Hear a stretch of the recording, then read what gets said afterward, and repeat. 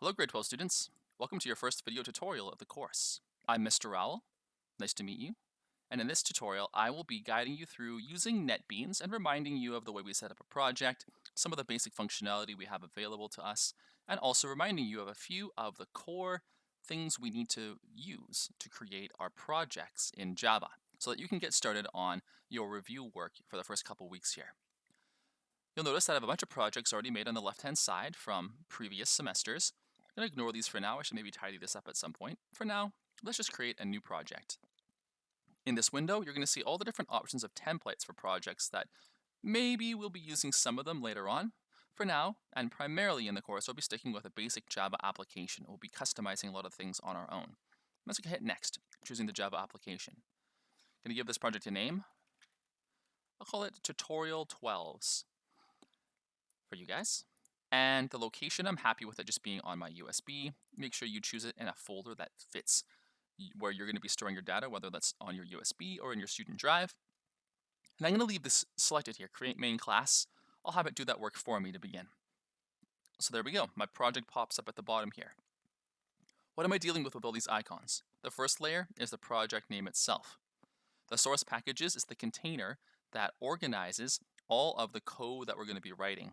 Down below, we have libraries. For now, these are just all the built-in libraries that we can reference right within NetBeans, but this could be, we can import other libraries into this other times when we need to access external functionality that we want to borrow.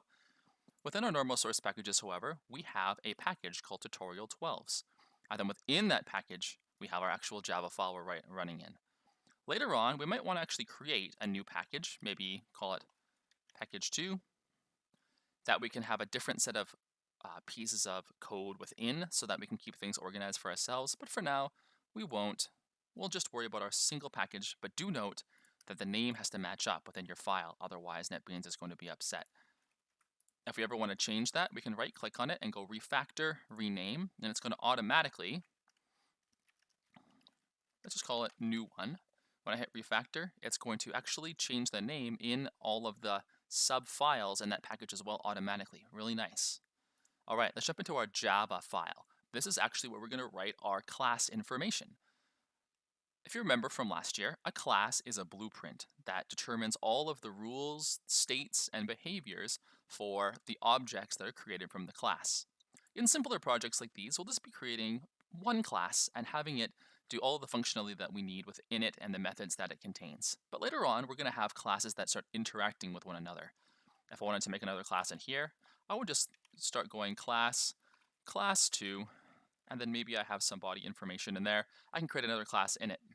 If I want to make a new public class, however, I'll need to actually make a new file that's called class 2.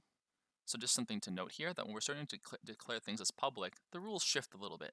But for now, let's just stick in our class we call Tutorial 12s. I'm just going to tidy up my code a little bit, remove a couple things that I don't need here to help us walk through this. And within a class, for sure for now, we want to make sure we have this method called the public static void main.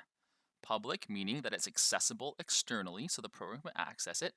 Static meaning, we'll get to this a little bit more soon, but static meaning that it's accessible without an instantiated object. We can just access it through the class directly, and Java wants the main to be built as such. Void meaning it doesn't return any parameters, it's just listing information, and the main is the name of it. We're going to be able to customize our method names later. In NetBeans, however, it wants the main, well, in Java in general, it wants the main named as main.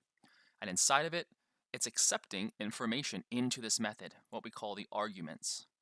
Now, something to be aware of here is that the data type has to be exact. This here says it's an array of strings, but the name we give the parameter can change. You could name this whatever you want. I can just add something silly to it without the actual punctuation there, and it's going to accept it as a valid name. That's what I reference inside of my method. So when it's args, if I wanted to do something with args, I would just type in args dot, and it's going to tell me all the different methods attached to that functionality that I can access. Just a quick description of what that's doing. At the end of the day, you just need to have it present and be creating the initialized section of your code within here. This is what's going to start up and run your program. So, what do we want this simple program to be able to do? Let's just have it print out a message to the console. Do you remember how to do that? I'll remind you. system.out.print if you want it to be on one line, or print line if you want to have a line break afterwards. And then I'm going to have my two brackets within which I will determine what it is that's going to be printed out. For now, let's just go with the classic and traditional string hello world.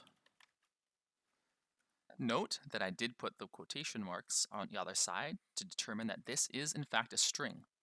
And at the end of it, I have my semicolon to end the line of this functionality. Just a few small details to remember about how we're writing code in Java. So what's going to happen now when I run this program? As soon as I hit run, Java's going to look for the main and start running the code in the main. It's going to look at the first line of code. I only have one so far. It's going to say, I'm printing out the string hello world. Let's run it. Two ways I can do so. Actually, I'll show you at least three ways.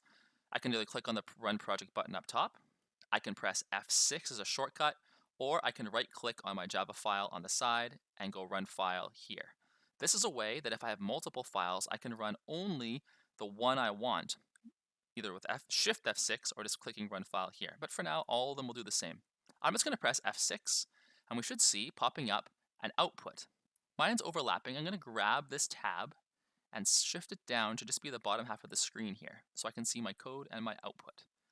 Hello world is printed out to the console. Wonderful. Typing out system.out.println every time is a bit annoying. Luckily, NetBeans has a shortcut for us. If I type SOUT, system out, SOUT, and then press tab, it's automatically going to construct an output for me. Saves me a little bit of typing. That's awesome. Let's just make sure this works. I'll write it with some different punctuation. Hit F6 again. Hello world. Awesome. So we have a printout. Basic program in our main. We have some functionality running. But let's make this a little bit more generalized, a little bit more functional in a way, to remind ourselves about something called a method. And a method is something that we're going to be using to break apart functionality into what we call modular pieces, independent functionality that we can reference from other places. In this case, I'm going to just call this a simple method. I'm going to call this a public void print message. The idea of this method is that it's going to print out whatever message I send it. The void tells me I'm not sending any information back. It's only going to deal with it within the method here. So far, what this print message might be able to do is I'm just going to cut and paste the hello world into this message. And what it's going to do is every time I access it, it's going to print out the contents of the message. So let's access print message. And we're going to see a small error arising here, which is non-static method cannot be referenced from a static context. In these early projects, you have a couple directions you can go with this. Direction one is that we can run regular methods by instantiating our class. So I actually need a tutorial12's object. Here's how I'm going to do that. I'm going to go tutorial12's, let's just call it project. And it's a new object of type tutorial12's. When I create this, now project is an object that's able to use all the functionality of this class. So now what do? I use this name, project, and I put a dot after it to access all the built-in methods. There's methods that already exist within Java, but I also have this method that I've created called print message down below. And now it's actually going to allow me to access it, because I'm only allowed to access a regular method through an object. And here's where we created the object. It's called project, it's tutorial2's type, and here's where we actually create it as existing in our virtual environment. When I run this now, what is our main going to do? It's going to create the object and then access the object to print the message to run this method, which should just print out hello world. Just to make sure nothing funny is going on, let's change what's written in there. Wonderful, it works. Our other option is to actually just run a static method. And many of you might find this a little bit easier at the start, but I want us to be aware of both of them just so we're understanding some of the different design choices as well. What I'm going to do is comment out this creation of the object. A double backslash turns it into a comment. It won't run in my code. And I'm going to try and run this print message. But this time, I'm going to add a piece of information to my method called static. This makes the method able to be accessible without being attached to an object. I can just run it directly in the class. There's some problems that can arise later on. For now, let's just appreciate how it simplifies our life a little bit. We want to try to avoid overusing statics, but in these simpler problems we'll be doing for the first couple of weeks, we'll probably be able to get away with it. So, this allows us to do the same thing. Let's just change, just to make sure this is working. Hello world. Awesome. So, we can access methods through objects. We can access them through statics. We can also do something a little bit more interesting, which is why not make it so that I don't just have a constant string being printed out, that I can actually customize the string that will be printed out. So what I'm going to do is I'm going to tell this method to accept a string that I'm going to call message. I can name this whatever I want. I could call it string in lowercase. I could call it stuff, whatever I want to call it. Let's make it something that gives us a hint about what's going on in this method though. I'm going to print a message. Which message? The message that this receives. And now inside my method, I can reference the message that's sent into it. I'm going to replace hello world with that variable I just created called message. Now what's going to happen is whatever message I send this method, it's actually going to print it out. Now my method up here is mad, not because it's not static, because it is static, but because I actually haven't sent the argument or the parameters at once. So, new message. It needs to be a string. If I try to say new message like this, then it's going to be annoyed at me. It's going to say, these aren't variables that I'm looking for. I need this to be a string. New message, the string will be sent to the method, which will accept it and then process it for the output. Wonderful. Final thing that I can do here, just as a reminder, is I can actually make my method return information. Rather than void, not returning anything, I'm going to say, you know what? I want you to actually return a string. And in this case, let's turn this back to not accepting a message.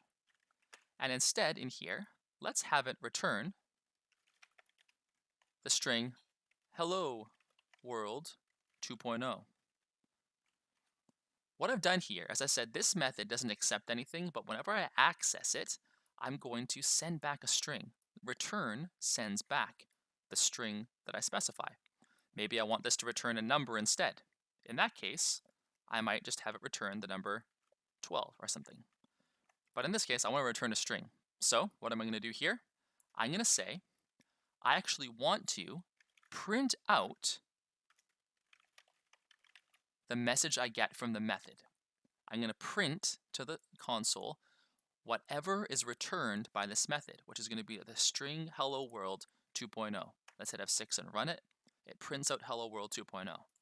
All right, there's way more ways than you ever wanted to know about how you can print hello world to the user, but it does serve to give us a great reminder of the basic way that we structure things within the class, the different ways that we can send and retrieve information from methods, and the difference between a regular method and a static method. Hopefully that helps to get you reoriented in your thinking about Java, and that now you're equipped with enough to remember to dive into our review practice problems for this section. Of course, you can ask me at any time. If you have questions in class, just pop your hand up, and I'll get around to you as soon as I'm able to help clarify details. And as we move forward, we're going to be fairly quickly moving into much more complex territory. We'll be adding in multiple classes, interlacing them with object references, sending back and forth method parameters, and all sorts of fun things to make our programs significantly more interesting. But for now, let's just get our brains up and running with code once again.